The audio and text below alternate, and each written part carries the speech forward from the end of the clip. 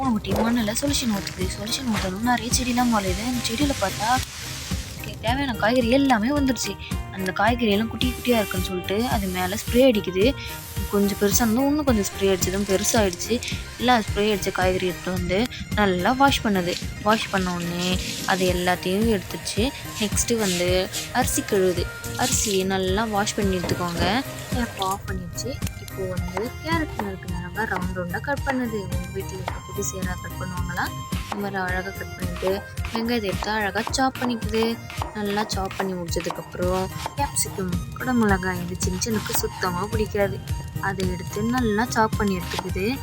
நிறைய சாப் பண்ணிக்குது. இப்போது கார்லிக் எடுத்து நல்லா குட்டி குட்டி குட்டியாக சாப் பண்ணி எடுத்துக்கோங்க. இந்த மாதிரி நல்லா பூனை கூட்டிகிட்டு வந்து கற்றுக்கோங்க.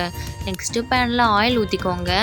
தேவையான அளவு ஆயில் ஊற்றிட்டு நீங்கள் எடுத்து வச்சுருந்த வெஜிடபிள்ஸ் எல்லாத்தையும் போட்டு நல்லா வதக்கி விட்டுக்கோங்க. நல்லா வதக்கி விட்டு பேன் எடுத்து 2 சுற்றி விற்று காட்டுங்க.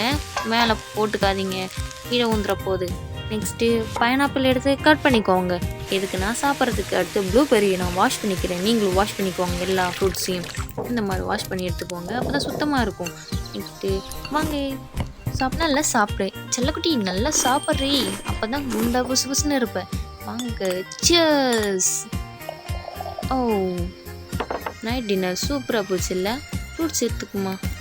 Okay, happy night, sweet dreams.